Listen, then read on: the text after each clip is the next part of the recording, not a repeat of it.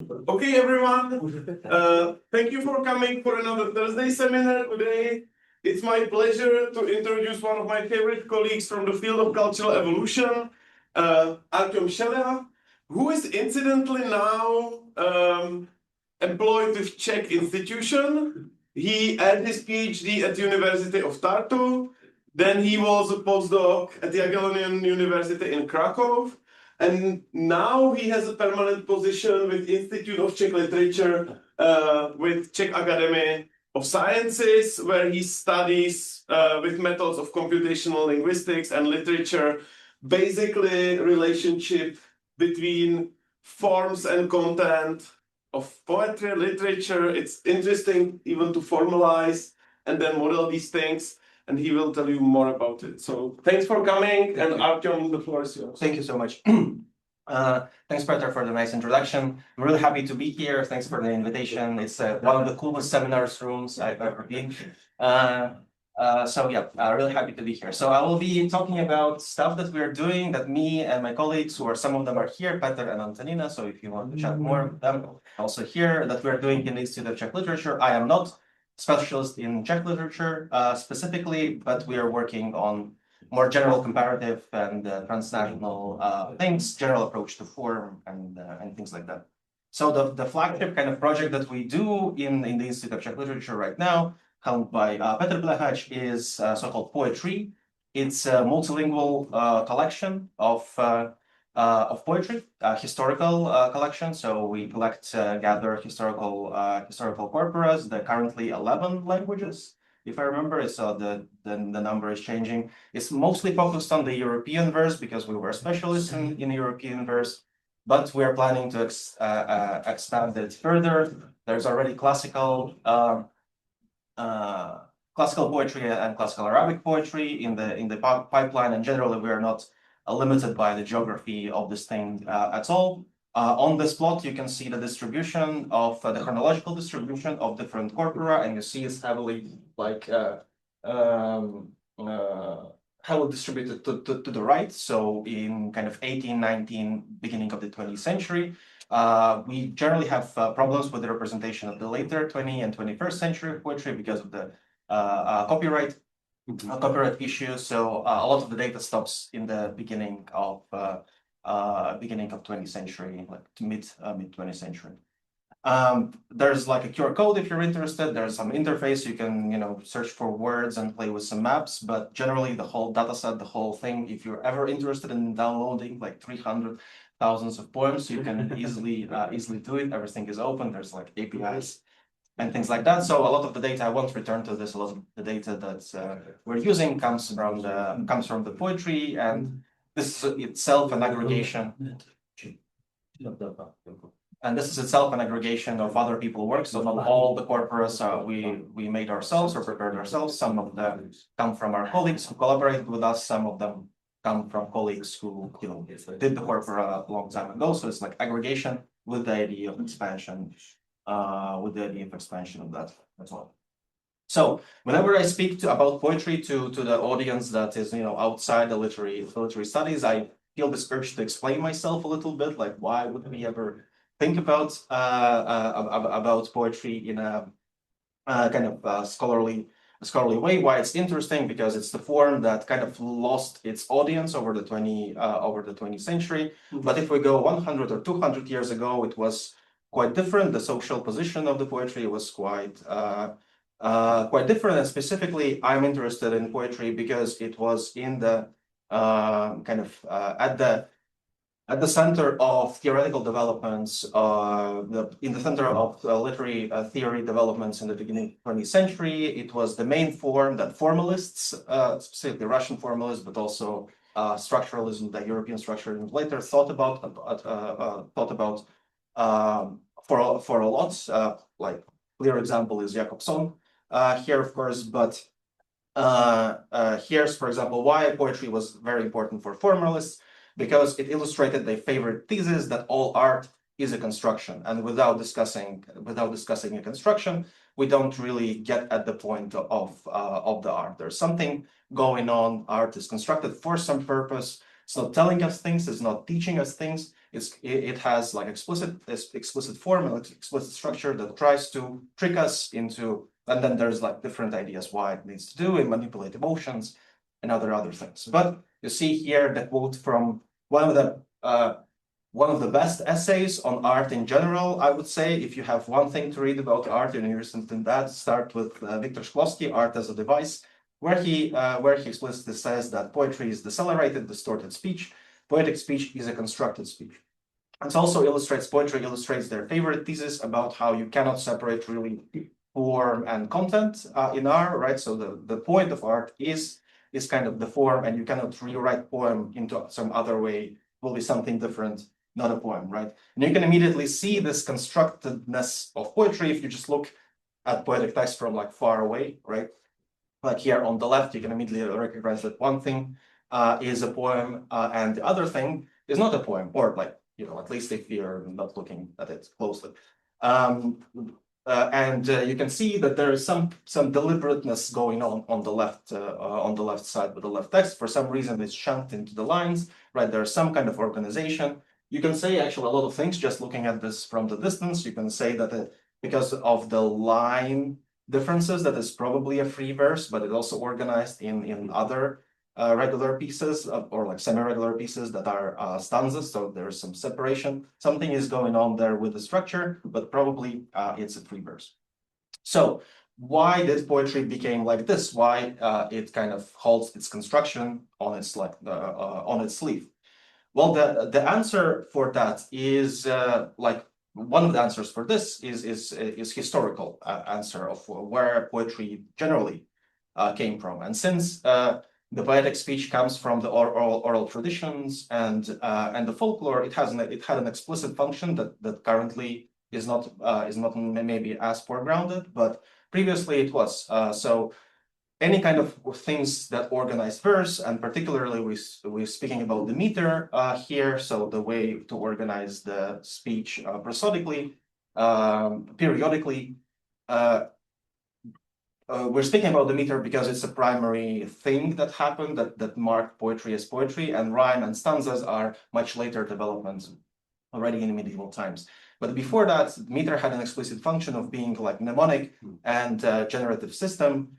So any kind of limitations on the speech induce like limits the further possibilities, right? If the line is organized specifically way, then the second line should be organized specifically way. So it allows you to recall, but also to generate. That's how the singers of tales, the famous tradition in Serbian, in Southern Slavic languages, that's how this tradition is organized. And the meter is generative principle. You can make your story short, or you can make it very, very long using the same metrical form.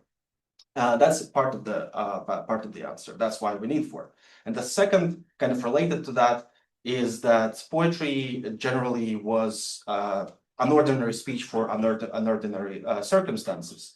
It was specifically marked speech as something is going on here, something that is that has heightened importance, something that we don't encounter like in ordinary communication. That's why the poetry has this link to ritual, to magic, to some incantations, prophecies, and riddles. There's still a trace of this perception of poetry. If you read fantasy books, if you encounter prophecy in a fantasy book, it often will be in poetic form, right? It will be rhymed or somehow organized, things like that. If you think about, I don't know, Lord of the Rings, one ring to rule them all is a poetic text, right? And it's poetic text because it's an important text. It's speaking about destiny.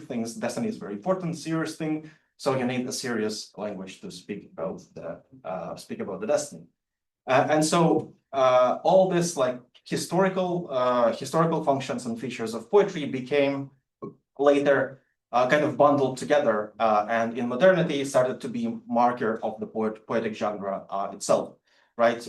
When people think about poetry, they think about forms. Meter, rhyme, and stanza kind of became formal definitions of poetry. Why poetry is generally poetry. And one thing that I wanted to highlight is that non-ordinary language of poetry is not just a metaphor. We can easily see it in a language, in how poetry is organized. I really like this plot by Story and Mimno that they looked at the ancient Greek literature. They separated it into two groups. One is prose, one is poetry. Counted just most frequent words. So this is 100 most frequent words, functions, pronouns, conjunctions, and things like that. And then did a multidimensional projection.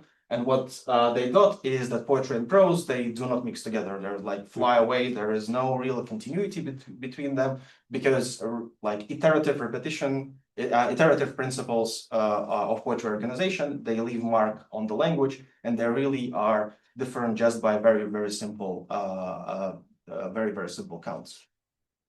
And so today, the form is such a defining feature in a popular imagination for poetry. It still continues until today. There is a paper that I really like, more or less 2004, by Porter and Mahiri that, well, it's in the title, AI-generated poetry is indistinguishable from human written poetry and is rated more favorably. What they find specifically is that people associate formal regularity and kind of formal structure with human hand, right? Because LLM write very regular verse, highly organized by meter, very rhymed. It's in early versions of ChatGPT, it was very hard to get ChatGPT to write you non-rhyming poem, right? And whenever people notice the presence of the form, they immediately associate it with human hand, even if in reality it's a completely opposite thing. So the popular definition of poetry kind of diverges from the actual practice that today, because the form did fall apart, and we'll talk about that as well later. Kind of the plan of the talk for today is to give you an overview of things that we do with poetry, why form is the way we think that form is interesting, and how it can give you the access to kind of looking at the history of poetry in a transnational comparative context. So we'll talk about the methods of tracing formal similarity of meters across languages. Then we'll talk about the meaning of meter and how kind of repetition of forms also repeat or construct kind of traditions, vibes of certain forms, so to say. And if we'll have time, I hope we'll talk about how this essential definition of what poetry is kind of fell apart in the 20th century. What does it mean and what we think it means. Let's start talking about the details of the meter. Right, the corporate wants you to find the difference between these two pictures. So what we're looking at the left here is the pattern for one of the most common meters in the European times accentual syllabic verse, the iambic and trochaic pattern. Right, in iambic pattern, you expect the stress or some other prosodic feature like length in classical poetry, classical Latin, for example, to fall on the even position. So the rhythm sounds something like to do.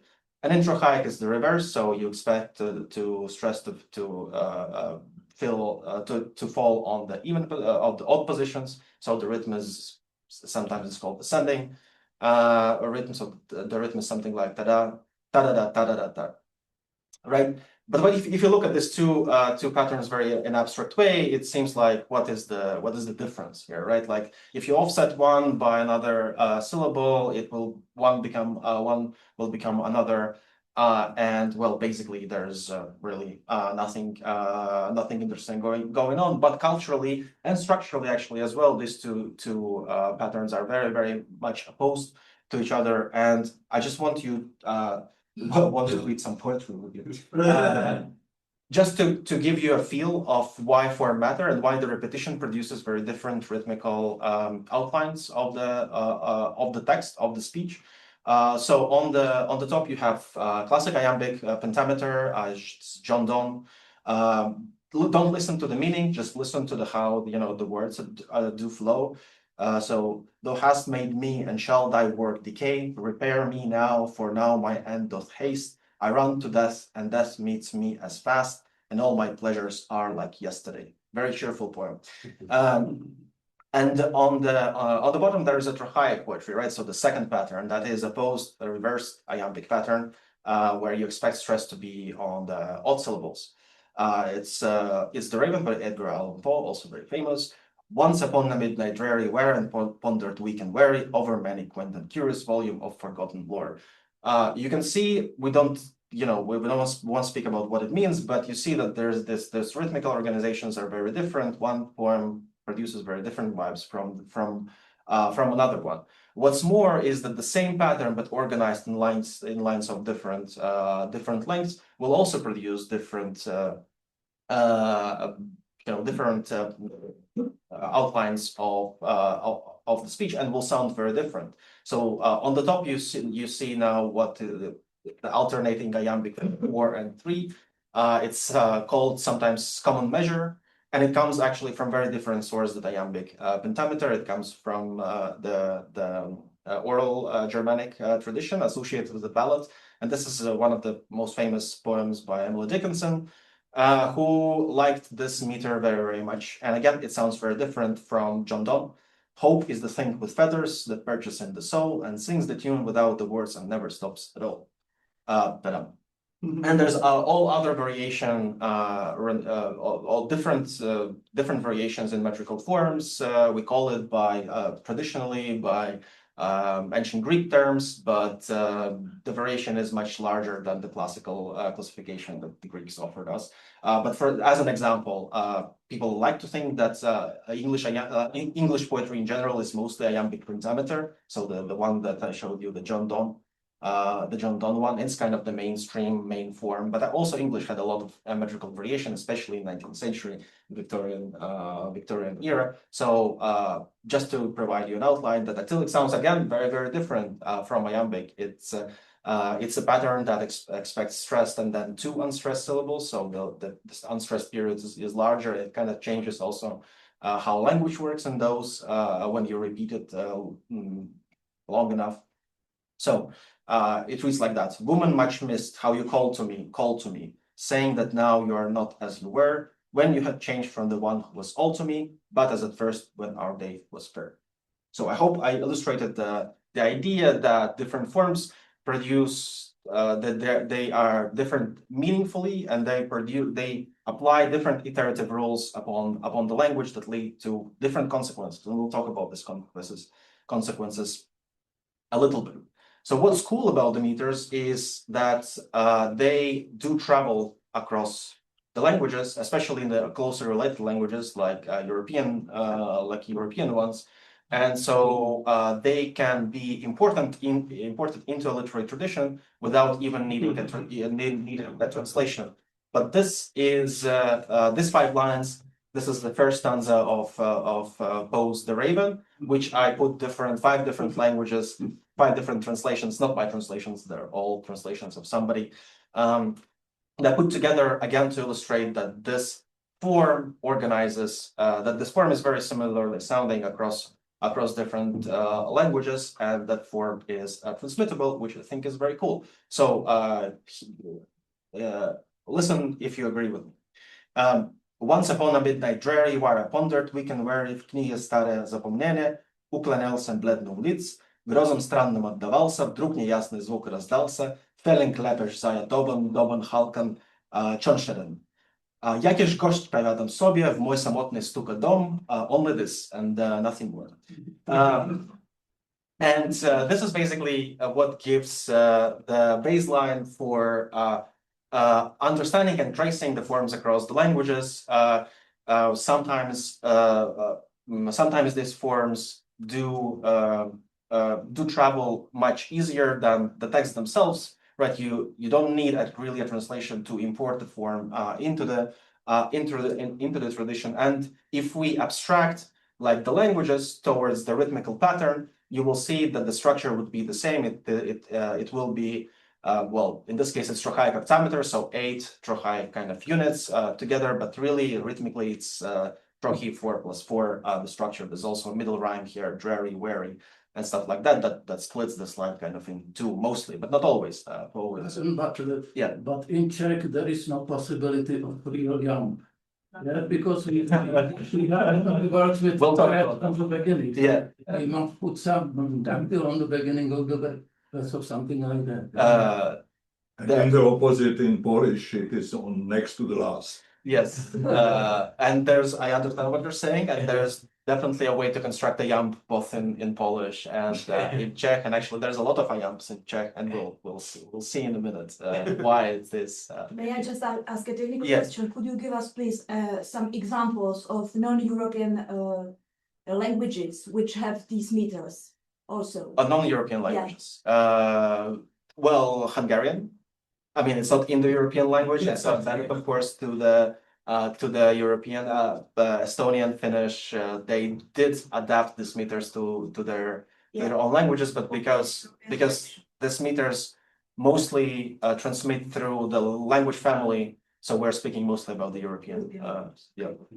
European poetic forms here. All right. Yes, I was saying that if we can abstract languages from here and get to the rhythmic pattern, you'll see that the pattern is very similar, and this was kind of our incentive to try to trace structures across languages using just the prosodic annotation. That's why we kind of developed this method that we call metronome, that is based on local sequence alignment, classical approach to aligning sequences for DNA analysis. We use very common Smith-Waterman algorithm. What we do adjust is the scoring matrix. So we'll have control over how we penalize or add scores for substitutions and deletions and stuff like that. We use abstracted notation of meter. I'll explain in a second what it is. And we claim that this works across languages and versification systems because the pattern, again, we can abstract metrical patterns towards very simple alphabet. And this is how we encode. This is how we encode the form here. We develop very simple four-letter alphabet to encode basically any verse line. If you have the scansion, if you have either automatic or manual, you can do that. So we use 4 letters, S, W, point that marks the word boundary, and end of the line symbol that marks the line, because the line length, again, as I tried to show you, is very important structural principle. It changes how different poems sound, and it changes the structure of the meter. So what does it mean S and W? So the S position is called in metric studies strong position, where you expect some kind of marked element. It can be stressed, but it can be also length if we're talking about Latin or Greek. And weak is unmarked when you don't expect it. According to the metrical pattern, you don't expect it stressed or unstressed. You don't expect it to be stressed. However, it doesn't always mean that, I won't get into the details, but the W in this particular case of the metronome, so W marks empirical pattern. Whatever we see in the rhythm of the language, we mark S and W. But if you think about this as an abstract metrical pattern, like in iambic, right? It doesn't mean that to create an iambic inertia and iambic sound, you always need to have stressed on the strong position, and simultaneously, it doesn't mean that you always need to have weak positions unstressed. It creates through the repetition, so you can some variation. In English, actually, iambic pentameter is very, very variable. They have some trochaic inversions in the beginning. Czech, actually, because it's the stress initial language, also has trochaic inversion and stuff like that. But basically, what we're doing here is taking a verse. We are not simplifying it. We're taking it as it is, and we're encoding it a long string of prosodic elements that can express different versification system, can express accentual like English or Czech, or can express also quantitative like Latin.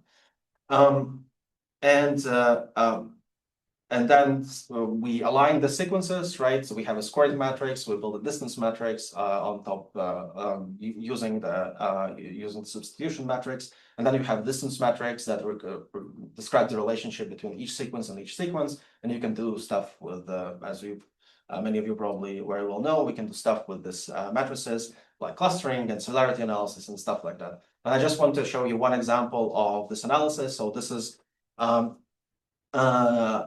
this graph shows you relationship between several Roman and German languages in one specific form. It's called sometimes called Renaissance meter. It appeared in around 12th, 13th century in French, but then spread across the Europe. It was 10-syllable or 11-syllable line in Italian, because Italian has penultimate stress, so we need additional syllable. Anyways, it became widely known because of Petrarch, and it spread to other languages across the Europe. It was very important, symbolically important, very prestige new meter that kind of took Europe by the storm. I will, if you count that, it's actually.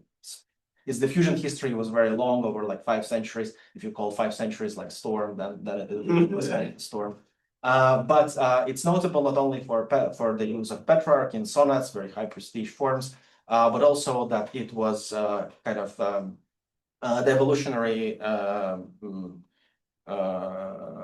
origin of English iambic pentameter, the meter that defined the English literature for many centuries. So that's why the German and in English is here. And so when you align the sequences, that this is based on the manual annotated samples. They're not very long, that are made by the experts. Miral de Sistas in particular, who is also co-author of the paper. When you align the sequences and look at the relationship between them, you can see that there are clear 3 groups that are separated here. The purple one in the at the bottom describe the relationship between kind of Southern Romance languages, the Italian dialects, the Portuguese and Spain. Then there is a kind of French group, Occitan, Catalan, and French, that is kind of continental Romance languages. And then there is a branch of Germanic meters that group Dutch, German, Frisian, and English together. And inset numbers here basically mean the amount of variability in the prosodic organization of this of the meter. So the lowest the number on the inset, the more regular the meter is, the more closer it, for example, to iambic. And you can see that Germanic languages developed accentual syllabic pattern inside. They're all very highly regular, while the Romance languages are generally very variable. So they don't have specifically pronounced iambic tendencies, even though there's some. It's a complicated topic. But the main regulation in Romance languages, in French and Italian, is the main regulation of meter in French and Italian is the length of the line, and it is reflected here. So what practically this 199 for English means? What is this one?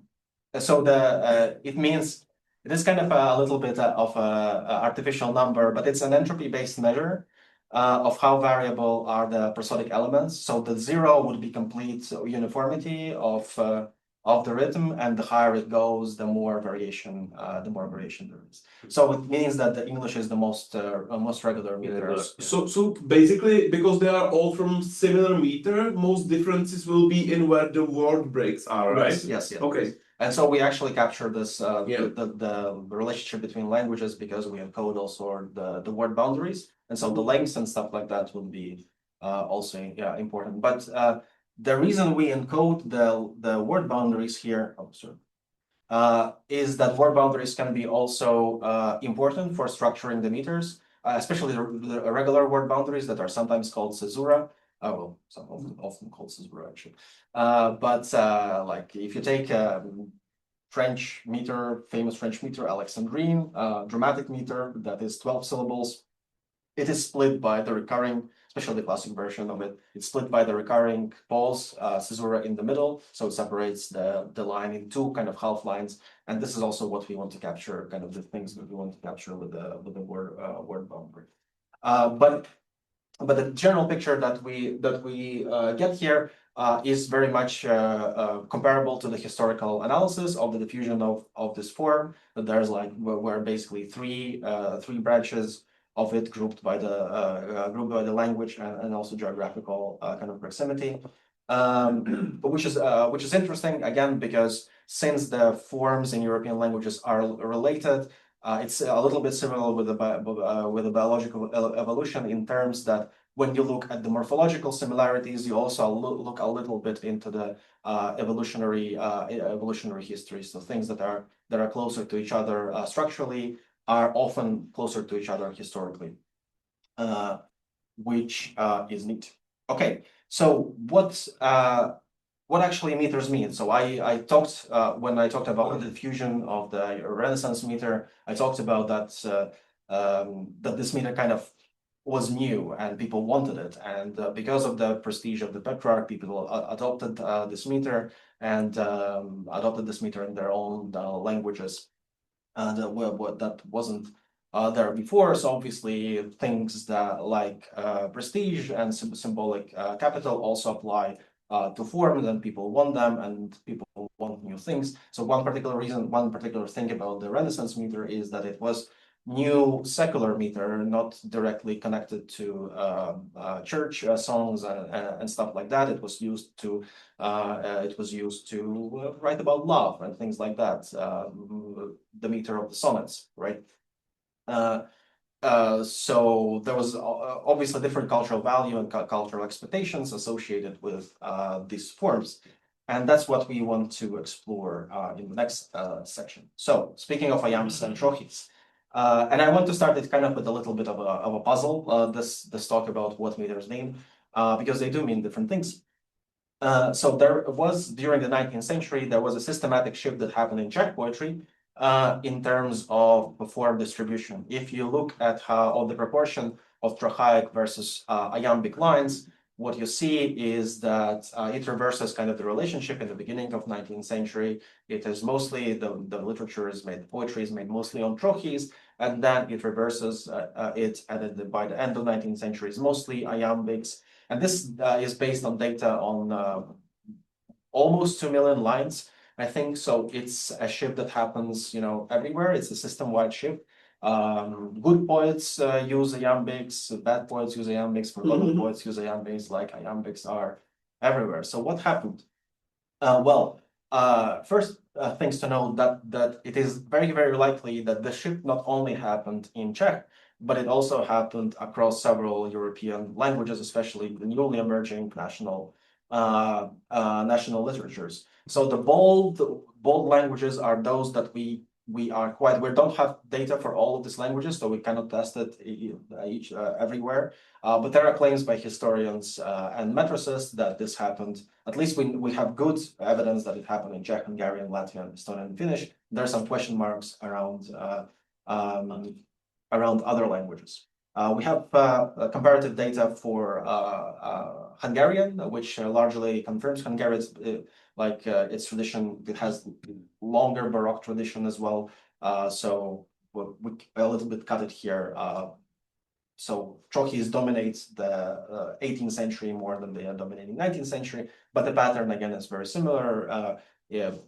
From a high presence of trochi towards low presence of trochi again. Sorry, and these all like 2 million lines or whatever, they were manually coded still, or for this you have some automatic coding? So the prosodic annotation for the metrical annotation for Czech is made by the extensive rule-based system called Květa that Petr and his colleagues did. So all this data is already there. But it is still not in the publicly available annotation because we need to universalize basically annotation across different languages. And in Czech it's in public domain. It is already. Yeah, okay. It's accessible not directly by poetry, but okay. But you don't have the same rule-based system for every language. No. Okay. So, for example, the Hungarian data here comes from the different annotation system that the Hungarian colleagues developed, and generally we have different when we're talking about the comparing the metrical labeling and annotation. We have different approaches to automatic annotations for different languages because of the differences in prosodic rules and encoding and stuff like that. There's no single, because you need to go into the phonetics and stuff. There's no single kind of framework that's to annotate everything yet. Maybe we'll have it at some point. So back to the trochees and ayam. So kind of similar thing happens in Hungarian. What is interesting also about this case, as already kind of noticed here, you see there's languages that are marked by the asterisks. Do you know what unites all these languages? What is similar in all of these languages that are marked by asterisks? Maybe they put stress on the first syllable? Yes, exactly. They all put stress, they have fixed stress position. So in multisyllable words, stress always falls on the first position. And as it was already mentioned today, it has dire consequences for metrical organization, right? Because let's go back to the distinguishing two pictures, iambic and trochaic, because what's happening here is that when you have stress on the first syllable, it's very easy and naturally to form a trochaic pattern, right? But it doesn't really work here. So what is kind of the bailout? How you deal with that? Because iambic is an important meter, you need to write iambics. There are some licenses for this. You can, as I mentioned, trochaic inversions. You can like manipulate rhythm a little bit, make it like generally iambic meters are regular in those languages that have fixed stress position on the first. But also a very common way is to pad it with monosyllables, with unstressed monosyllables that are usually function words, pronouns, conjunctions, and so forth. And on the level of the corpus, when you apply those principles, those things like accumulate quite dramatically.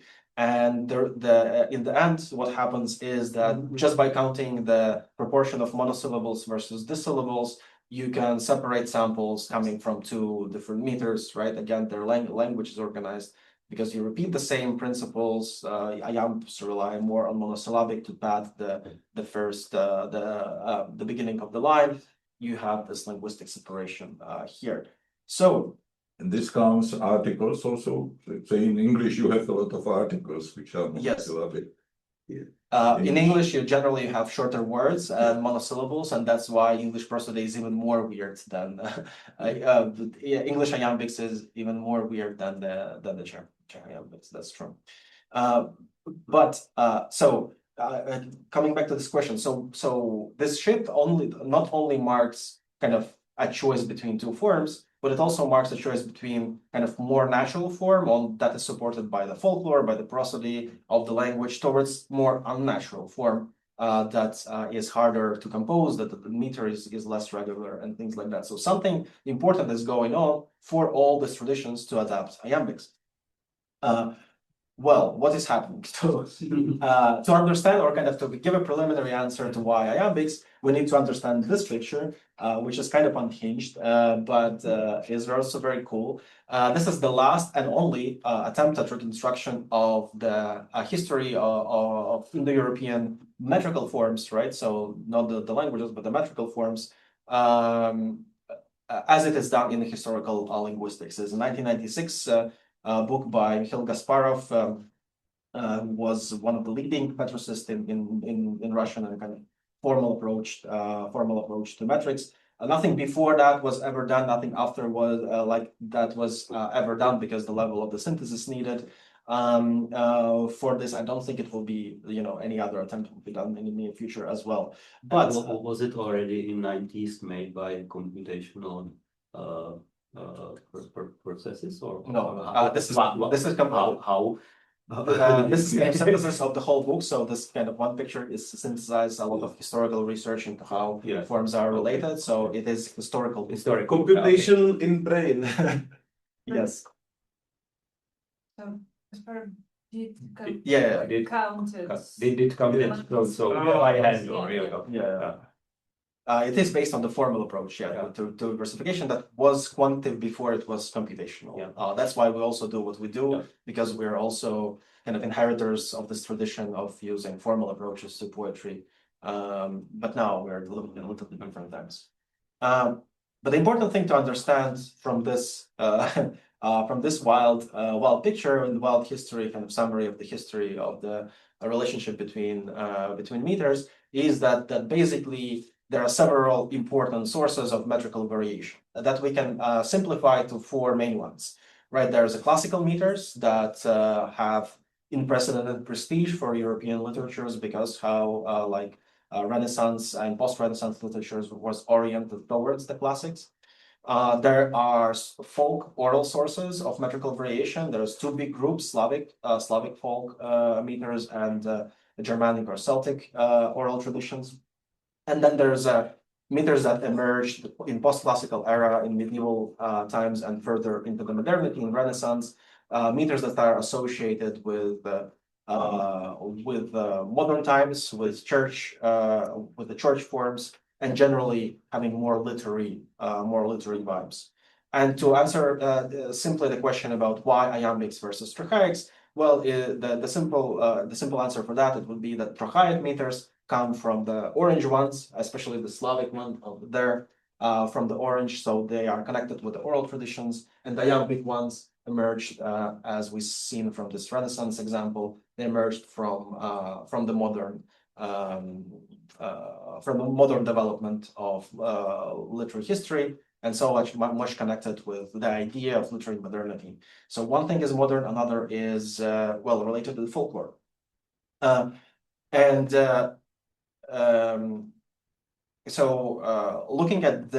Looking at this historical kind of summary of how meters relate to each other, it's important to keep in mind that the historical relationship also means a semantic relationship, because meters are repeating, they form traditions of usage, they connect to the genres, and maintain their association and general vibes in different settings. So there's two principles that make this kind of possible. Is that as I hope that I can show that I hope that it is apparent right now that all poetic forms come from somewhere, they're historically related, and if you start to trace the origins of the form, you will end somewhere and going through time. And also because this historical connection is not just a repetition of the form, but form implies also repetition of different structural principles. People have different associations about this. Poets have iconic impressions about what different meters mean, like what trochaic meters mean, what iambic meters mean. So there's like differentiated perception of poetic forms in history. There's the whole tradition of thinking about the problem of meter and meaning association, also by Gasparov and the associated school. Jakobson was one of the first to introduce the problem of meaning and meter meaning relationship. And this kind of problem re-emerges in different contexts. So these two books that I show here, one is Gasparov's and another is Level and Morgan. They're unrelated to each other, like in terms of academic tradition, but they speak in principle about the same thing. Morgan's book is about Latin poetry. So we wanted to test the general idea of this kind of association between form and meaning because of the historical continuity in forms. And so we asked a very simple question: can we recognize metrical forms by just looking at the themes? So we had recently, actually not that recently anymore, it's not anymore recently, it was the 2022 paper with Peter and Ali Lash, where we took several corpora of poetry where we had the metrical annotation. Fortunately, it's not all the metrical annotation is available in poetry in all 11 languages. So it was the early kind of sample of what we're doing. Mostly we focused on Czech, German, and Russian, but we also had some additional support evidence from Dutch and English. Dutch was, and then this I put in brackets because English was super small corpus, where basically the kind of the conclusion shouldn't be really talked too much about. And Dutch was a different corpus. It wasn't the modern poetry of 18th, 19th, 20th century, but it was songs coming from songbook collections. That was annotated by colleagues. That's why we have it. We also used it as a comparative kind of comparative data. And the songs came from early modern times of 16th, 17th century. Wasn't exactly comparable to other corpus. So what we did here is that for each corpus we built a topic model. We used a very famous ancient by modern standards algorithm, Latin Dirichlet allocation, which is a generative algorithm that assumes that each text in your corpus is generated by the mixture of topics, and topics is the latent variable. So it tries to predict the word distributions in the topic, but also expresses each document as a probability distribution over the topics. So what you can get in the end from the LDA is the document to topic matrix, where each document is expressed as a distribution over fixed number of topics, 50, 20, 100. We used 100, I think, here in the end. And so again, you'll have uniform description, uniform representation of each text in the corpora. And then if you have the metrical labels, you can aggregate those samples and look at the thematic variation based on forms. And again, we used very simple approach to the main question: can we recognize form by the theme? We basically ask, can we just use the thematic features of the poems and recognize the form through clustering? Right. So I'll continue a little bit, but before that, so this is how the output of the LDA topic modeling looks like. This is just a look at the most distinctive topics for 2 meters that are actually different, despite their calling trochaic pentameters in both cases. But so each line here is the top probable words for a topic, and so each line is one topic, and you see that the differences between 2 meters are kind of emerging apparently. Czech trochaic pentameter associated with the themes of national history, nationalism and religion, very high patriotic domain, and Russian trochaic pentameter is much more elegiac, existential, related to the death and sleeping, and road, the metaphorical use of road as the path to the death or to the life, I don't know, to different things. But this the trochaic pentameter example is really nice because the whole thing about meter and meter relationship started in Russian tradition from trochaic pentameter for discussion. And basically why did they start? Because they noticed that similar poems written in trochaic pentameter always or often invoke death and road and existential themes. And they're like, oh, why is that? Is it just because the intertextuality, the copy over the previously, or is it something in the form itself kind of that does it?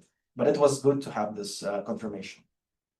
Anyways, so we obviously don't want to read topics using topic model. It's just like a simplification, really algorithm of the abstraction. We just wanted to get at the overarching question of the relationship between form and meaning, and we got. So on the left, you see an example of sampling.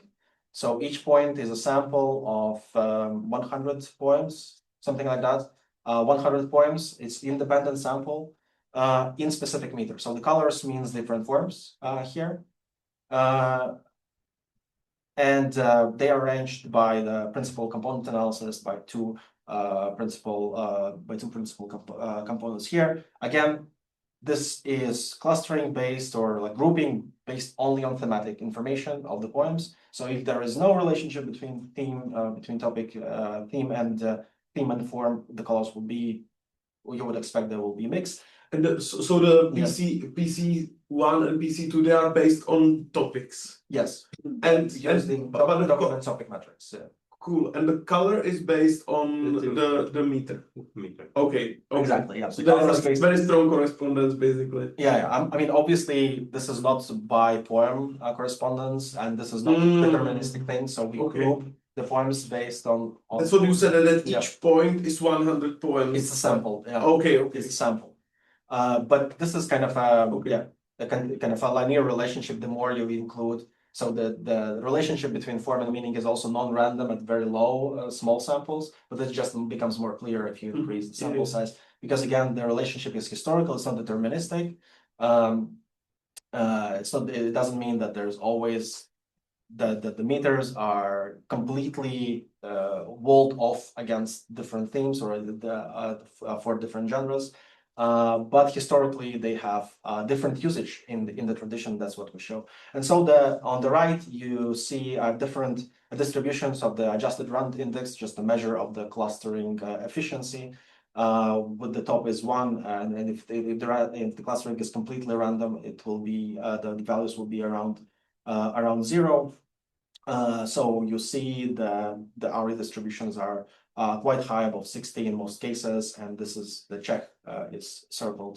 So this example of Czech poetry is circled around. Same thing is happening with German, has less forms that we could work for because of the data limitations, but the RE is still high, and the colors again are generally distinctive.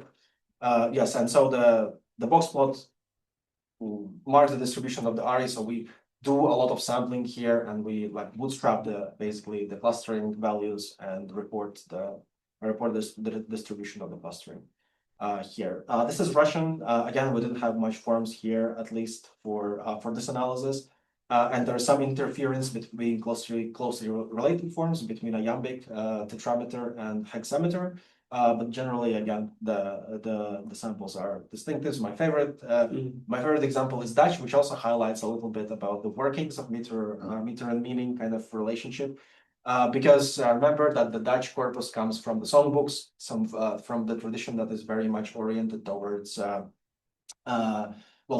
towards conservative reproduction of the same forms. It's not exactly literary. It's not exactly also like oral or folklore, because it's already 16th, 17th century. These books are related to whatever people sang in the cities, and with the urban tradition. But there's clear separation between all the forms. And we also know the reason why. It is very simple here, because trochaic meters, since their relationship to the folklore tradition, they all come from these are songs about joys of life and basically drinking and love and stuff like that. And the iambic meters, because they come from clergy, these are church songs. They're all about God and how you should not sin and not drink and be in love. And so you can see that these 4 meters are very, very distinctive, because the tradition is such a well defined in this case the Dutch in the Dutch songs. And how about English? It was 100% or oh yes, that is I skipped the okay, but English, but because the English was super tiny corpus, and there was basically only 2 forms, they separated quite else. I decided not to put the slides in the end, because it shouldn't, like, it's still there, right? But the data is not good in this case. So coming back to the question of the iambic and trochaic inversion or change between trochai and iambic, why did it happen? Well, now we can understand that meters are kind of conservative things. They carry a lot of previous history of its usage, of their usage, and so there was very different vibes behind iambics and trochaic. And one way to understand that is to look at the European literatures, not as an islands of different literatures that are like developing independently, but through kind of a global pan-European perspective. And this is the idea expressed by Pascal Casanova, student of Pierre Bourdieu, who wrote an incredible book, The World Republic of Letters, where she extended the ideas of Bourdieu of the literary and cultural fields towards kind of the global, non-national, not necessarily national structures. She claimed basically that since different languages in Europe have different symbolic capital, right? They have different prestige. Things written in Latin had a huge amount of prestige before modernity, but in the 19th, 18th century, French, German, English were the dominant languages. The literatures in those languages were also dominant. So there's an unequal prestige in languages, an unequal prestige in literatures, and a lot of emerging new literatures wanted to connect to the centers and wanted to establish literatures in conversation with the kind of the global prestige markers. And here in this quote, she says that there are specifically the accumulation of specifically literary resources allowed literary space gradually to achieve independence. And in the ideas of Bourdieu and Casanova, the independence, they mean like autonomy, the independence from political and economical kind of incentives and markets of literature is basically what a lot of art fields do develop towards the independence from national formulations, national definitions of literatures, from need to do something, to show something, to give people some specific things, to represent national ideologies and stuff like that. So we claim that the shift towards iambic was shift towards the modern and autonomous literature because and we see it happening across different languages. We pretty much expect it to happen across the Europe because the literature was moving away from the national definition. And why Trochee was such an important presence in the early 19th century because of the national revival and a lot of push from the intellectuals to build literature on the national rails. But since the national literatures are also connected into the wider system, you cannot really do that. You cannot really build literature on national rails. So you need to connect to the important like markers and symbols of prestige, like an iambic meter. Iambic was modern and transnational, and Trochee came from folklore, and folklore was became quickly very non-independent from national ideologies, right? It became more and more embedded into national representation and national ideology and kind of cultural franchising and branding. If you look at especially at the younger literatures today, like Baltic literatures or even Czech, not just the literatures but by culture, but it's increasingly common to imagine kind of especially for foreigners, right, which souvenirs you sell and things like that, to imagine your own culture through ethnographic kind of ethnographic past. The Latvia is very good case in point here because one of the main kind of institutions and events of national consolidation is the Latvian Song and Dance Festival, which you can see on the picture. Where really Latvian culture expresses the ideal Herderian kind of way of being a nation. They have unity of language and nation, and unity of literature through song and dance, which is basically the how it will be ideally as Herder imagined national development. And this is still very important, like event and things like that. And I can bet you that a lot of the songs that they're singing, they are singing it in Trochees, and a lot of songs that are written there, they are in Trochees. But at the same time, modern poetry and modern literature is not born there, right? It's something else going on here. This is the place that is more connected to the politics and national representation, and modern literatures are doing their own thing and hanging out with other people in other major European capitals than hanging out with this ethnographically imagined past. So we also have indirect evidence that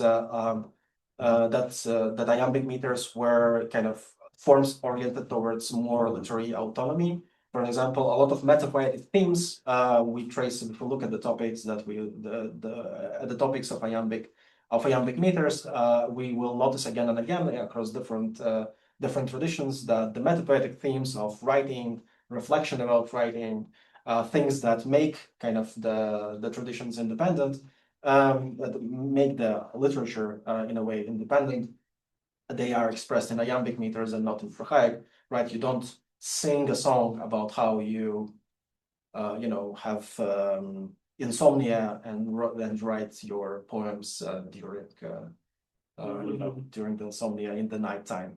But iambic meters are those things that allow you to write about yourself and write about your field, which is literary field in this case. We also wanted kind of to check. So one of the consequences of Casanova's ideas about that national literatures are not only islands but also connected into the major centers of prestige and distribution of cultural and symbolic capital is that well, if this is the case, then that over time, especially when the literature start to move from the national definitions of them, they should become more similar to each other, right? If there is a global kind of network, or in this case, it's not global yet, it's more European based. If there is a European network of literatures, then and there is like extensive exchange and a lot of prestigious forms are traveling to minor literatures, then the literature should maybe become formally homogeneous. This is kind of also indirect kind of evidence that comes from mostly the research that Peter leads right now, where we use the sequence alignment, the same thing that I talked in the beginning, but not for prosodic elements, but for rhyme schemes, right? So these are examples of fixed forms in very important fixed forms for European literatures, different versions of sonnets, and as comparing to the terza rima. So the idea is that there are many forms that look very similar. The sonnet has a lot of variation, but generally it has structure that is recognizable: 2 quatrains plus 2 terzats, 14 lines in total. And if you compare sonnets to something like terza rima, the Dante's famous meter, not meter, but the rhyme scheme, you can get again, you can look at it and see that's more distinctive, and we can also trace it using the sequence alignment. So it was kind of a huge processing problem. No, I won't say problem, but there's like a lot of processing, because we basically aligned each rhyme scheme in 5 languages. So it's about half of our corpus, more than half of our corpus, almost 200,000 poems are aligned each rhyme scheme to each other rhyme scheme. We get the distances again. We reduce the dimensionality using UMAP, and then we did the clustering on top of that. And what you get is this abstract painting.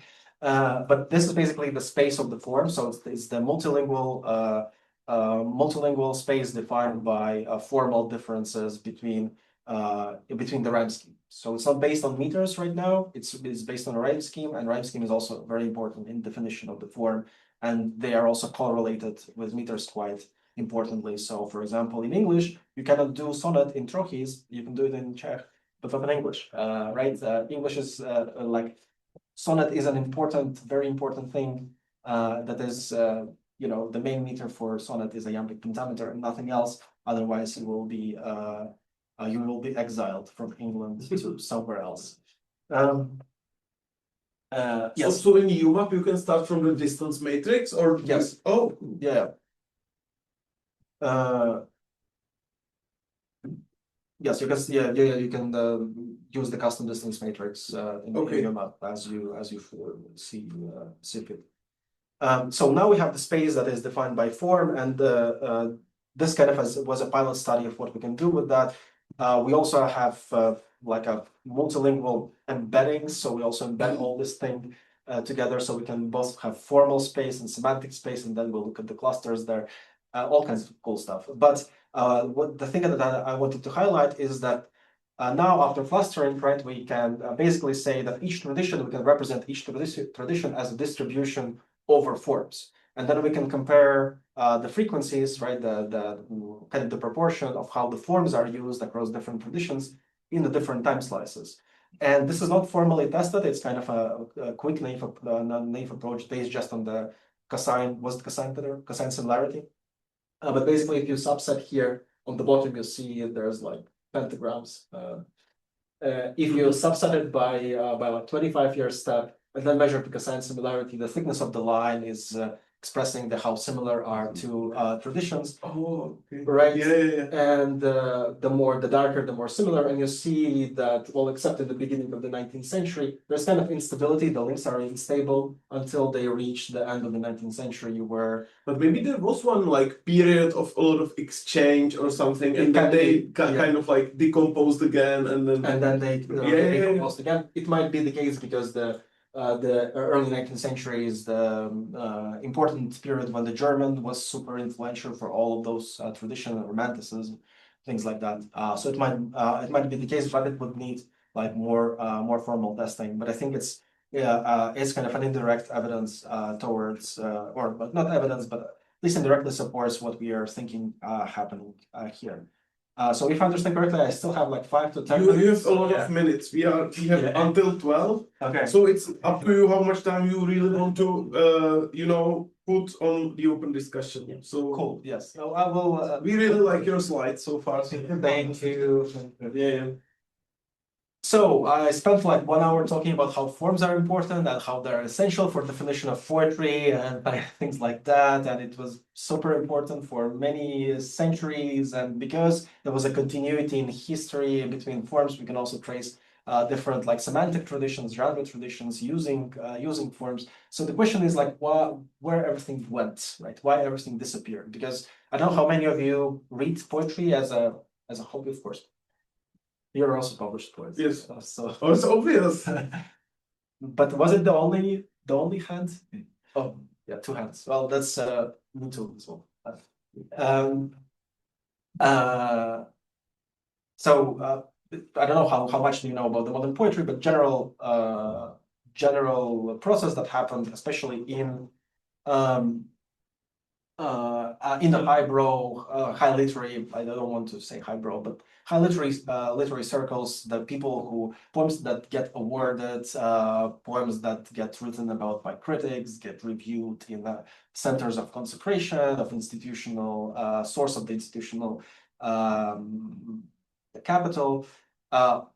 They are reviewing poems without form. There's the major modernism, postmodern and modern shift towards an open form, towards the free verse. That is kind of not supported by the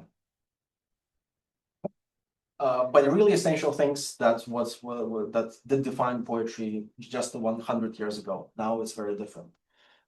So the best illustration of that is looking at the English literature.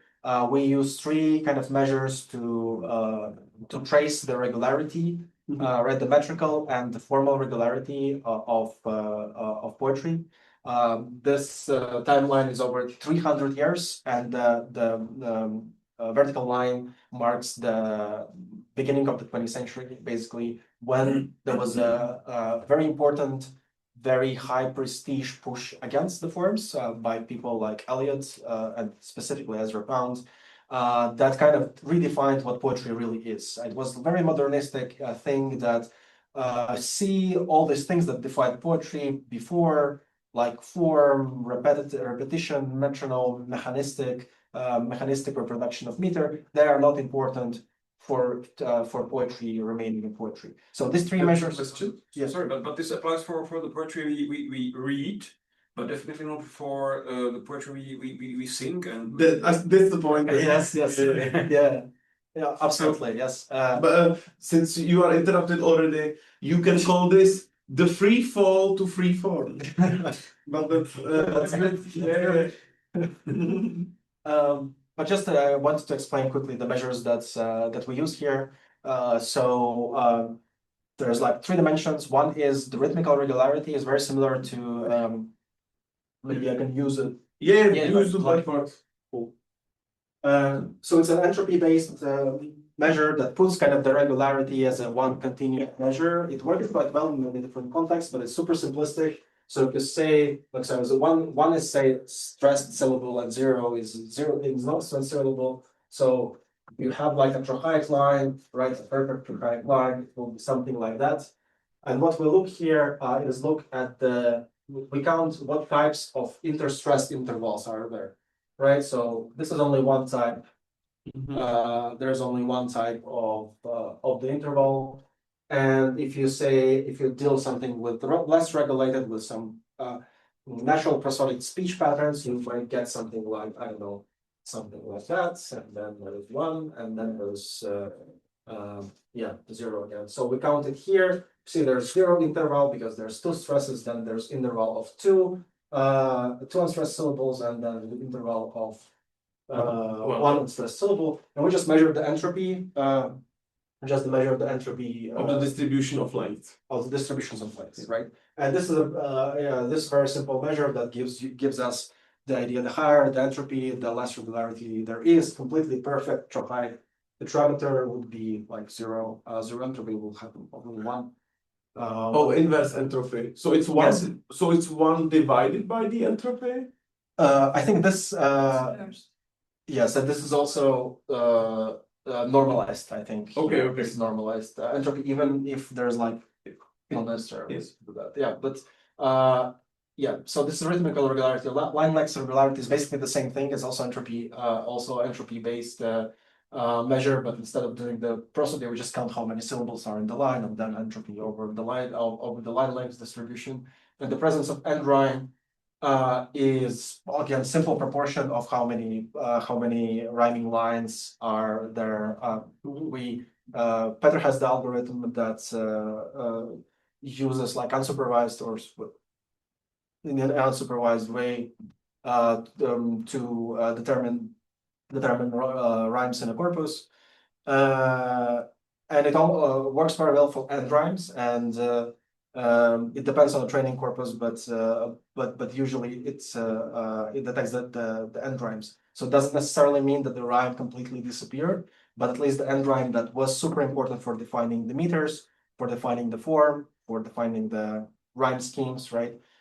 This kind of end rhyme stopped being a thing, and it's also one of the most kind of dramatic plots, the end rhyme, right? Because it goes for 200 years pretty much at the same level. I really like how you probably still have some like frequency dependent selection, because it was never 100%. It was right above 75%, and then it just goes right below 25%. So I think you have some like rareness bias that people want to do what is unusual maybe, and you have about 20% of people that want to do what is unusual, and they just like flip, like a coordination problem kind of A/B things, and they just swap places, and that's it.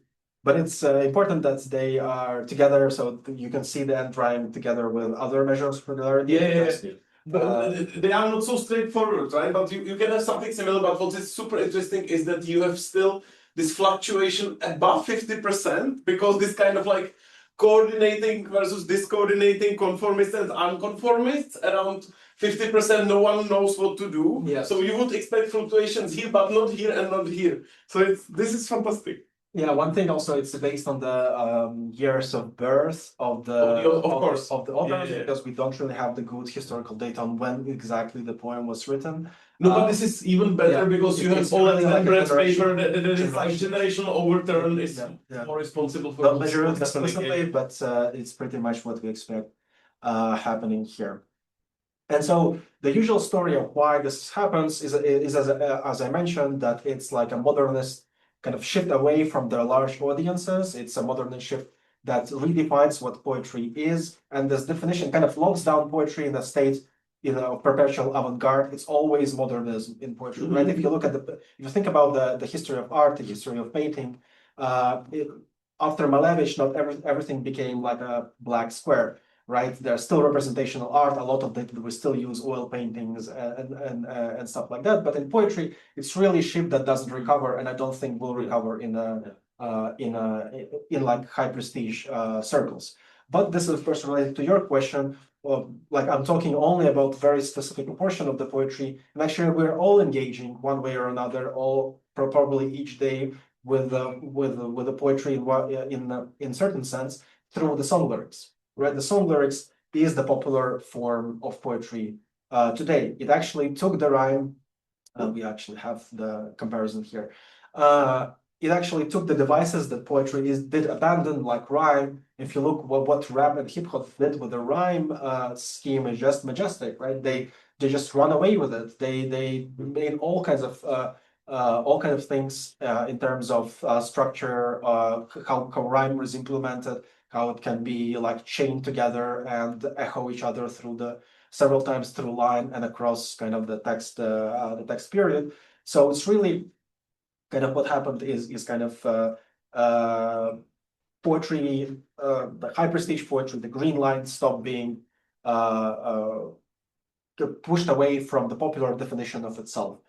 It's interesting that in the end, kind of popular definition of poetry still relate pretty much, as I showed in the beginning, still pretty much relates to the regularity and form, and people perceive poetry as regular form, because how the readership diverged very much and like consumption of poetry diverged very much.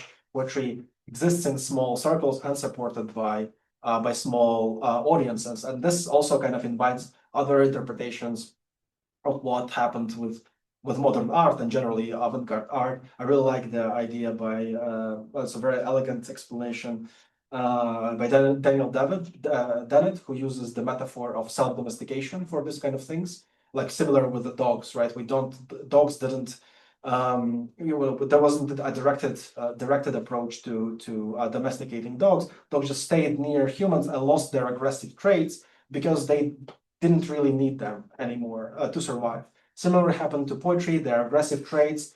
There was an audience that supported poetry without the aggressive traits that poked at our cognitive pleasure centers like rhyme or metrical organization that establishes like predictive pattern and things like that. So there's many ways to you can explain this internally from the perspective of art history and art evolution and sociology of art, or you can explain it in various ways what it happened. But again, what you see here in the song modern song doesn't retain explicitly metrical things, except some of the song genres like country, for example, that still was oriented towards the regular meter, but more the melody plays more role. But you can still see that the rhythmical regularity of the song is above in 20th century, is above the poetry, and also presence of end rhyme retains much higher. And again, end rhyme is a very bad measurement here because there's a lot of non-end rhymes in song lyrics.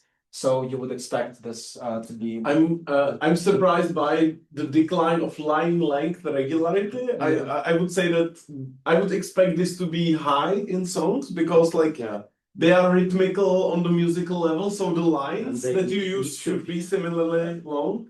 But isn't the problem that like when singing, like people can kind of like stretch the syllables so the melody stops making sense? But it gives you some maneuvering space, but I'm surprised that it gives you as much maneuvering space as modern poetry.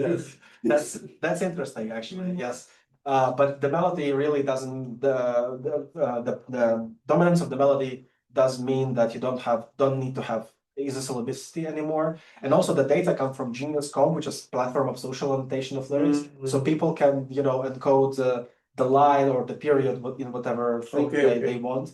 Doesn't necessarily correspond. So the lineation in this kind of data doesn't always correspond to. And it's also maybe because people deliberately flip between line length between verse, refrain, and maybe bridge. They are also apparently different, and the entropy-based measure doesn't distinguish that they are actually very clustered, right? Yeah. It might be also the case, and again, in different genres is different. So the country is more regular. Country song lyrics is generally more. Can I have one more question? Yes. How do you interpret this, let's say, quite regular counter movement, let's say in 20s or something like that? It was in all your graphs. It's a First World War or how is it? Because it's not just a fluctuation. Maybe I think it just I don't have the clear answer. Because it's always here. Yeah, it's always here. Yeah. It's interesting. I would assume that it depends. So the corpus is the English corpus is pretty much kind of canonical English verse. So this is things that people that remain in history and people read and get awards for that and stuff like that. And that was a counter movement, like also associated with modernists like Robert Frost, for example, who retained form, but it was the last stand of the form when they kind of tried to reestablish it or change the regular. I think it's a fluctuation around the middle ground when anything can happen, and then you can present everything as culture and counterculture. So it's like fluctuations. But in the end, we know what what won. So kind of the constant state of avant-garde, modern. The modernist principles did overtake and did redefine what poetry is. I don't know, Peter, do you write in meter or? Sometimes, yes. Oh, interesting. In trochees? Sometimes I use also the Czech hexameter, like the kind really? of yeah. That's cool. I have a whole epic poem about like in this and. In hexameter, is that? In hexameter, in style of Vagnoni, like Man in blah, blah, blah, like you have no, it's like Ilias and Odyssey, but in Czech context, with the length were replaced by the stress. So meter and meaning association. Yeah. Epic meters. Yeah. Okay. So I'll be wrapping it up soon, but just like the last things that I wanted to show that we also show how poetry and song lyrics became more different over time from each other. So there's like a divergence between popular, what we argue is a popular and more elite kind of type of text production. We slide the logistic regression classification, like it's a very binary, simple classification between song, lyric, and poetry. We slide it over time, and you see the accuracy goes up until it reaches like a kind of peak in 60s and then remains stable. We use obviously classifying song and poetry by themes would be very, very obvious. So instead we look at the language, like structures. We use like classification by parts of speech and by different formal features, like the things that we use in the plots, like rhyme presence, metrical regularity, and things like that. There's a lot of collinearity because of the parts of speech, but the model does the predictions just fine. And you see here, for example, the example of very, very poetry, high poetry classification. So the poetry score is very high of this particular poet. That's how kind of late 20th century, second half of 20th century typical poetry looks like. There's very low presence of pronouns, personal pronouns, because there was a push against lyricism, against the speaking I. This is mostly nouns in a listing order. The subject, the speaking subject is unclear, and what this landscape is,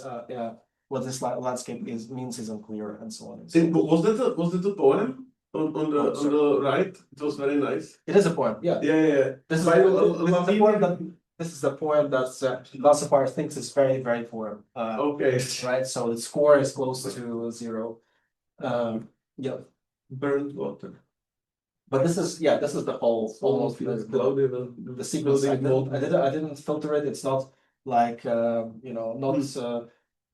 by stop words. This is the original. This is the original text. Okay, I'll skip the Lana Del Rey if you're interested. We are very okay. No, you have 40 minutes. Okay, I'll indulge myself in Lana Del Rey. So Lana Del Rey, a queen, pop queen. Recently in 2020 published a book of poetry, which I think is interesting because it's a writer of primarily song lyrics publishing a poetry book, which she thinks is a different kind of area, right?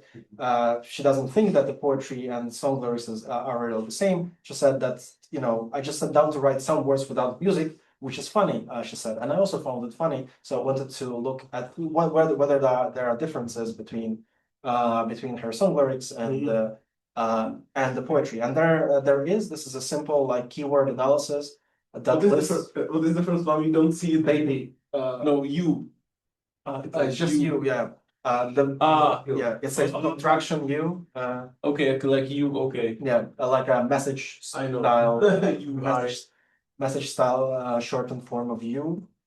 But you see that you would pretty much expect, well, you see what you would pretty much expect here is that Lana Del Rey song lyrics full of vocalizations, full of baby, yeah, wanna, all, gonna, contraction and stuff like that. And poetry, when she starts to write poetic text that she considers as poetic, it immediately kind of normalizes itself towards more connected language. You see that there's conjunctions appearing there.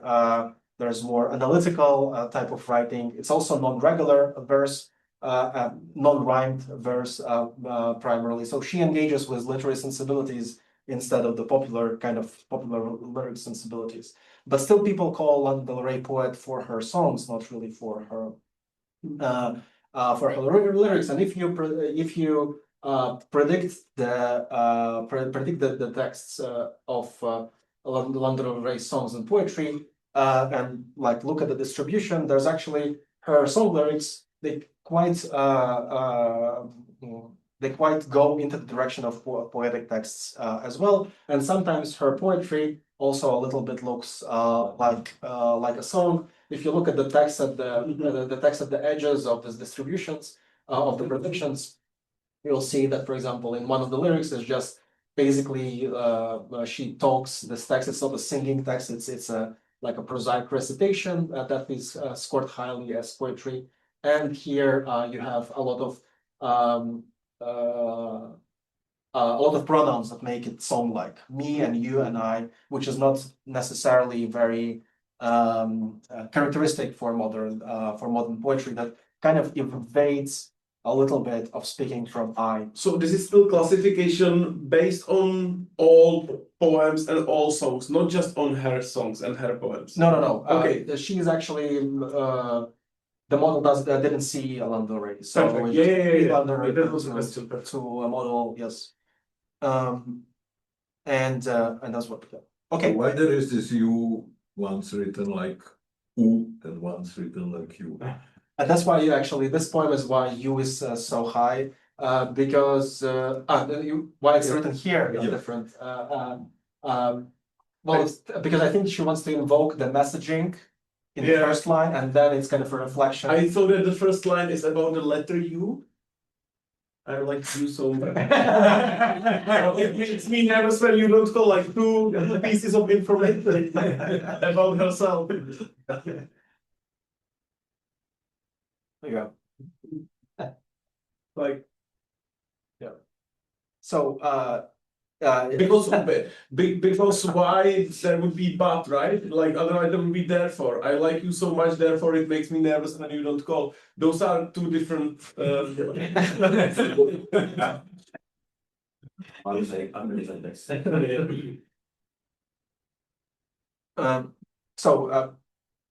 I wanted to tell that despite having like a lot of institutional social differences between who writes song lyrics, right, and who writes poetry, there's still a lot of interference between them. And generally, song lyrics has a lot of more variation than poetry. Poetry is bundled in the predictions towards the right, and in song lyrics you have a lot of variance. For example, the model predicts that like Radiohead and Joy Division and The Cure are more poetic than, for example, Billie Holiday or Bob Dylan, who are more song-like. And Bob Dylan gets the literature Nobel Prize, and not these people who were predicted that we are actual literature. And kind of the controversy around Bob Dylan's getting a Nobel Prize was partly a motivation for the study, because it kind of revealed the boundaries. A lot of people were kind of disappointed that he got a Nobel Prize, because, you need to get Nobel Prize for books. Can you give me a book of Bob Dylan? Not really. I think there are many books with just his text. Yeah, with his text. And I think his texts do have a very high poetic quality. They are like, compared to like other interprets, it's fantastic. No, I agree. And, song and lyrical poetry were, historically, they're basically indistinguishable before. And so it's interesting that they diverged into very different, very different areas today. And that's also part of this movement, I think, of this movement of poetry towards more autonomy and like self-contained, things like that. Okay, so thanks a lot for your attention. Quick, maybe kind of wrap it up of the conclusion is that what I wanted to show is that by looking at the form as like this abstract construction that guides a lot of poetry, poetic text writing, we can really, it makes our life much easier as literary scholars, as historians, because we can trace the historical connections between them by tracing morphological connections between the forms. It's not like somebody working with novels, for example. It's a much harder job because you don't have this easily quantifiable things, easily the things that you can say, oh, this is a historical lineage, right? In poetry, you can do that. We also think that the iambic transition that we showed supports the idea of kind of increasingly centralized European literary field, and not just the kind of the literature in small islands of national traditions. And generally, the relationship between form and meaning is interesting. Specifically, that's why I pay so much attention to it, because it kind of shows you the consequences of simple repetition of the things. It's not just a repetition of the form. You bring all kinds of baggage from history, from previous usage towards the form, and it keeps kind of guiding how you write, guiding your hand, especially for poets that are maybe not very well known, who are like reproduce the average more than the poets that we associate with big names and genius vibes or something like that. So morphology is important and it has consequences. Thank you so much. This is the people who are one way or another were involved in the studies that I talked about. There's also Ben, who doesn't like to put his photo anywhere, so that's why he's a Pokemon. Thank you so much.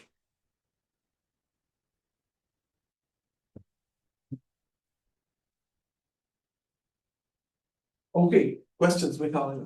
You were speaking, you were explaining the connection between rhythmic and topic historically. Yeah. And I think that it is there is more immediate connection, because the types of form are connected with types of energies. For instance, iambic is associated with movement up, and trochy is associated with movement down. Yes. So you probably know Jakobson's study about Machas Mai. And Mai is written almost whole in Czech jump. Pozdní večer, první máj. But Jakobson noticed that when Machan writes about falling star, he begins to use trochy. Padla hvězda v nebe zvýše, padla hvězda v nebe, and so on. So I think it's even more important, this connection than historical connection. Yeah. If I may answer, this is debate that is going on at least since Jakobson, maybe even before, is the connection between meter and meaning symbolic or iconic, right? Is just based on historical coincidences, or it is based on some internal features of the meter. I don't think we have the good answer to that, but we don't.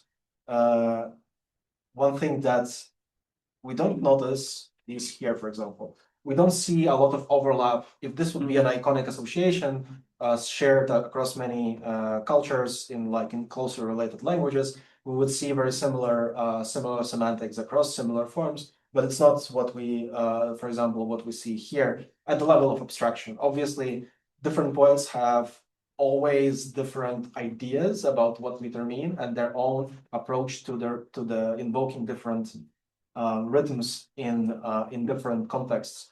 But my primary lens, from the level of abstraction, my primary lens of looking at that is through historical through historical associations, even though the iconic association probably play a significant role, like in maintaining kind of this usage of the forms differently.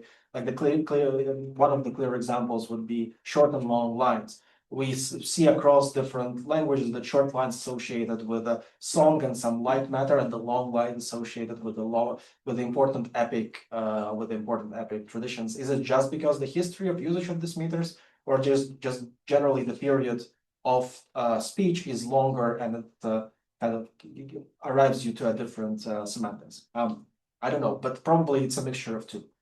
I would say that maybe also these things that we interpret as iconic are slightly influenced historically, or maybe quite heavily, because I can imagine that like strong weak can be iconically interpreted like some takeoff, right? Like you are in the ground, which is a strong, and then you kind of like lift off. And you can also interpret it as like you are high somewhere, it's a big letter in the coding and whatever, and you go down, right? So I think there was even a study that was trying to show whether associations of mol and dur sequences are universal, or whether they are just Indo-European, or like what is the kind of circle. And people that had no experience with Western music didn't perceive this association. So even at this level, that seems like super heavily ingrained, basically in our minds, is historically established. Probably, it's like for me, it's hard to believe, but yeah. Honza Kulvait had a question. Yeah, so like I'm wondering like what changed the so this is like an interesting evidence that like this modern poetry, it's not what like people generally like. Yes. No, it's nowadays like interestingly illustrated by the like kind of like some of the studies on AI generated poetry. And if you ask like general public, like they like the AI generated poems like way more than what the poets write, where the poets are like, this is just horrible stuff. So I'm like wondering like kind of like what's the like sociological mechanism behind like kind of like selection of it, where like the studies I have heard, it's kind of signaling, like the people like kind of like are signaling the elite taste.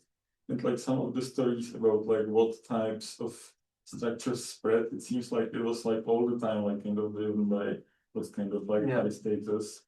And second question, like was there some like transition like kind of like who is selecting like kind of like what poetry is like considered good / published? Where I would expect in, I don't know, like 17th century, like the poetry still needed to appeal to a broader set of people. While now it's like you can get some sort of like self-contained, like kind of an equivalent of some like runaway sexual selection where it's completely like the people like kind of like who write it are the only people like who are able to like kind of appreciate the trait maximized. Partly yes, because the audience not only shrinked. I mean, the reading audience in 17th century was that large as well. But across across it was much more homogeneous in terms of like consumption of the taste and what they considered like high and low and how they oriented themselves across genres. It became, everything went haywire since more people got the education. I'm joking, of course. It's good that we have all education, but basically, the readership scene became very, very diverse. I think like this kind of things that like avant-garde poetry and general avant-garde tendencies in art can be understood as costly signaling for sure.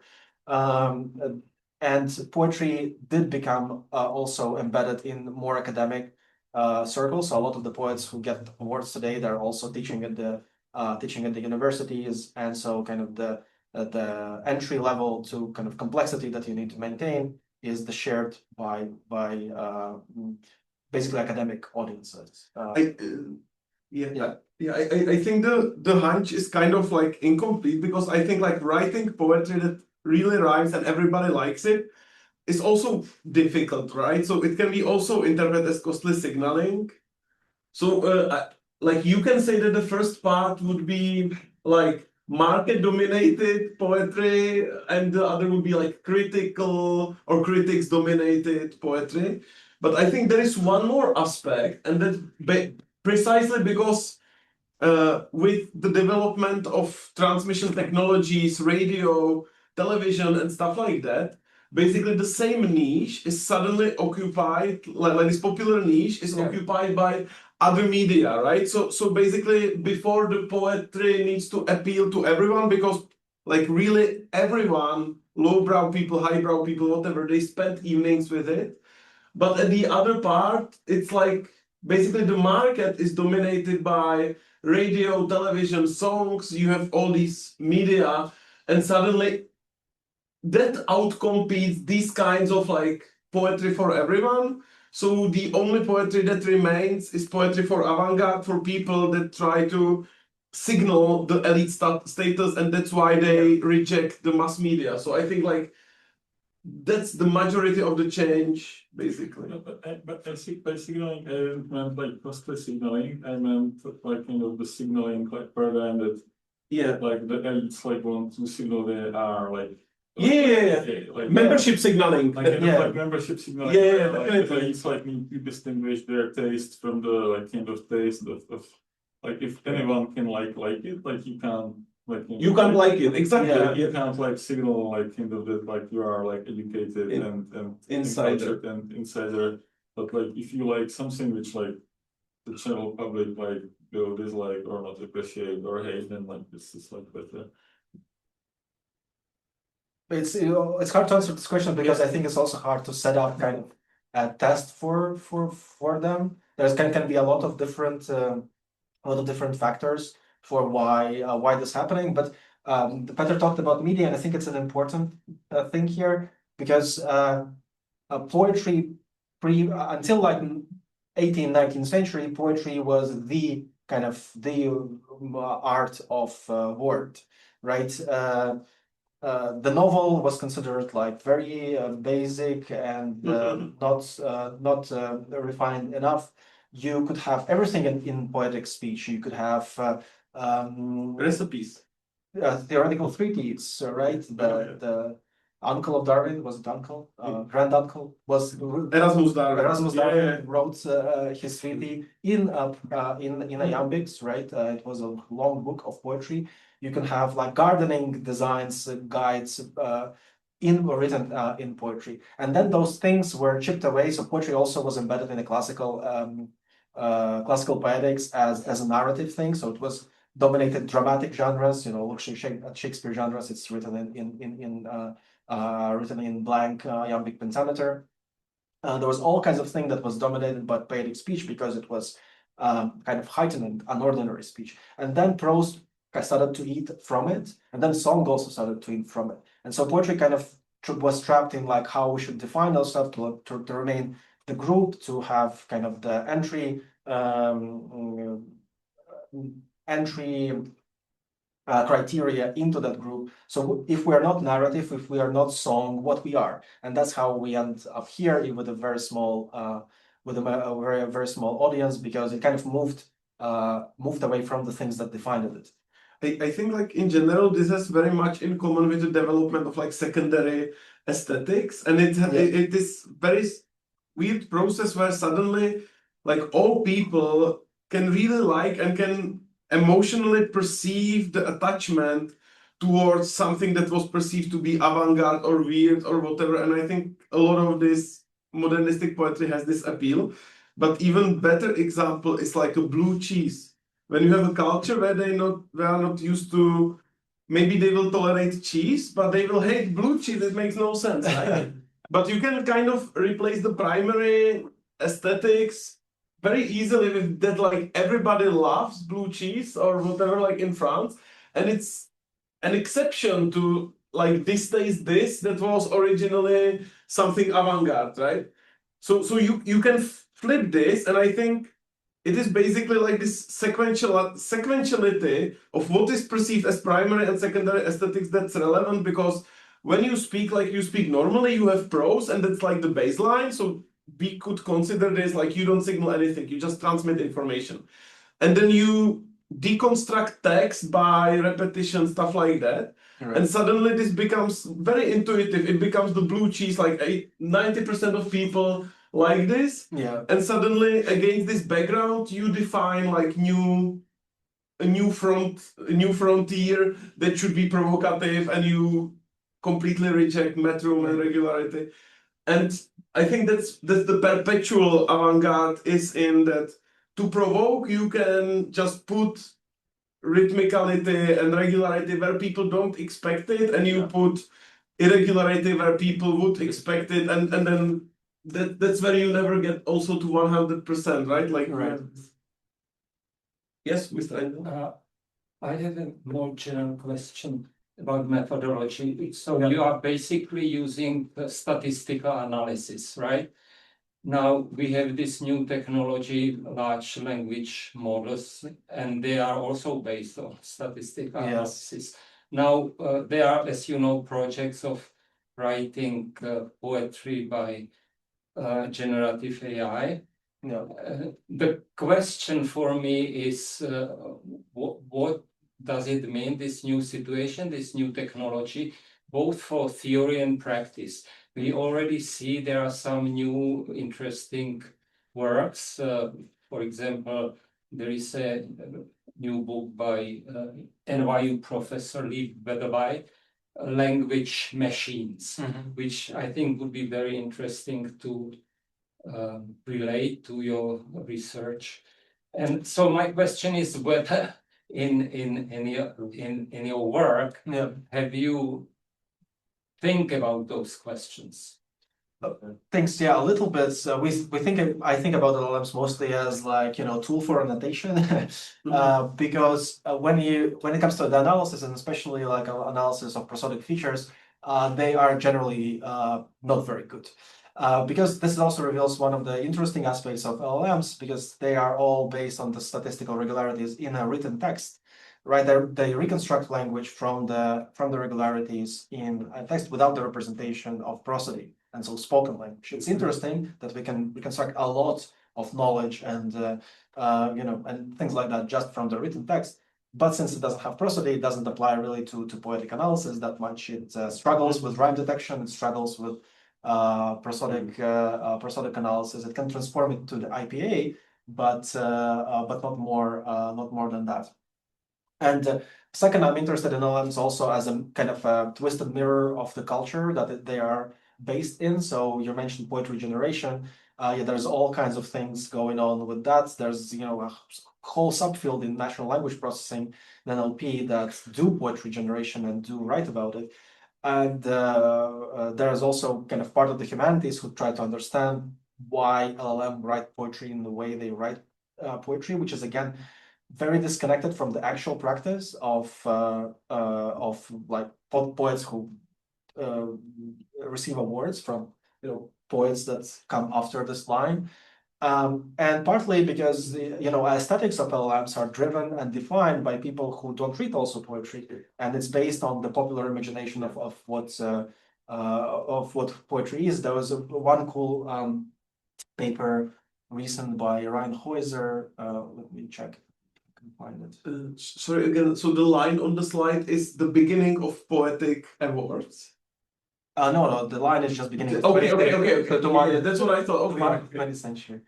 As just if I can find it. What is this? Check keyboard. Yeah.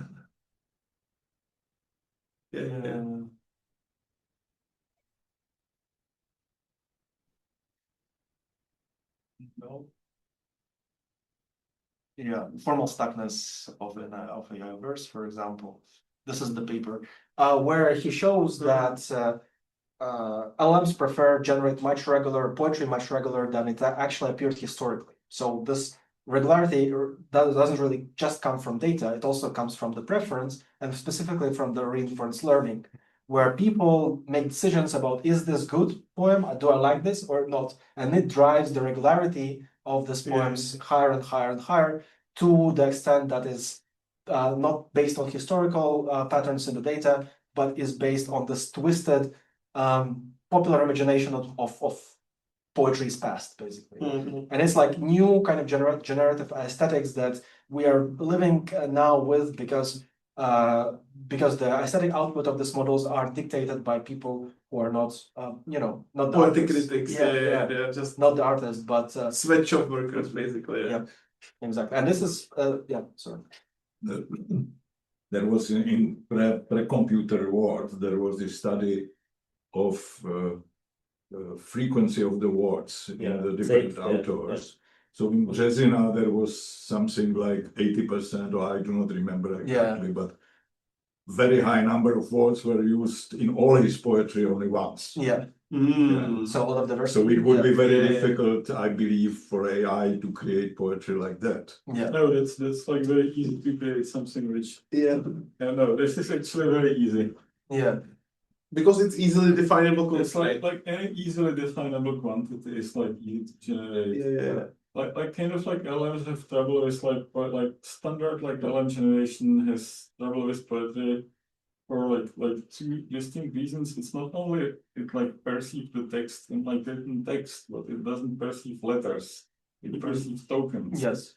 So you can imagine trying to write European poetry if you have something like Chinese like ideograms which correspond to words. So you can imagine like someone trying to write like poetry which like kind of like rhymes in English while they have Chinese characters corresponding to English letters and they have no information how does it like sound. So yeah, like I mean I think like when people are like AIs are like this is something which they don't which they are bad at. They are solving like way like more difficult tasks than like any human like I mean like you can try like writing like Chinese poetry like using the dictionary without like it's like very difficult task. It could be like very easily improved if you constrain the generation. Like you can kind of constrain the generation by if you have some like separate signal of the prosody, if you kind of know how the word sounds. Yeah. And you constrain the like kind of when they're outputting tokens, like you can kind of like sample from the probable tokens which cover the meaning, like you can sample from that using some other source of information which just like selects it for like how it will sound. And then they would be like able to like generate like poetry which like some people are playing with systems like that, but it's like kind of cumbersome. It's the going to the IPA like transcriptions and then like inferring and then like like setting up like message systems for generating poetry, and like I think it like works reasonably well given the like it's kind of like super obscure like niche topic like kind of. You would think so, but surprisingly, NLP was obsessed with poetry generation for last 20, 25, 30 years. There are so many works on poetry generation in NLP as a like engineering task that it's absolutely unsurprising that LLMs came, with packaging. This was one of the selling points. If you look at the documentation of like Anthropic, like that's the sonnet, the Claude sonnet and Claude other models. There's like what prompt you should try? Oh, well, try to generate poetry, wink, wink. Because we were obsessed about poetry for 25 years. There's more papers written on poetry generation within an NLP than there are papers on poetry analysis and digital humanities. Which is kind of crazy because also poetry. No. It maps. I think it maps situation on the poetic scene. Everybody writes poetry, but nobody reads good poetry. Nobody reads it. Let me check if I can find the plot where he shows the difference between the reinforcement learning model and not. Maybe it's not here. Yeah. I really like the poems written by the original models that were on Playground, like GPT-3. It was very interesting. And I hate those that went through reinforcement learning. The people really basically massacred my boy. So exactly. So this is the right here shows the difference between model between the output of poetry generation in the model with instruction with the LHF and the model without it. And so the red line is with the instruction, and so it's immediately like jumps on the very, very high level. And then the model, the basic llama that without the reinforcement learning it just produces the much lower values that reflect data much closer. So a lot of this hyper realistic, more real than real kind of effect of comes from people clicking at it, which that they like more regular poems, and it reflects in kind of the aesthetics that we get. Is it maybe because of the temperature parameter in these systems that usually it's like you apply some shrinkage, right? Very often in these things that you. I would expect if the paper is normally like applied by the same size temperature. Okay.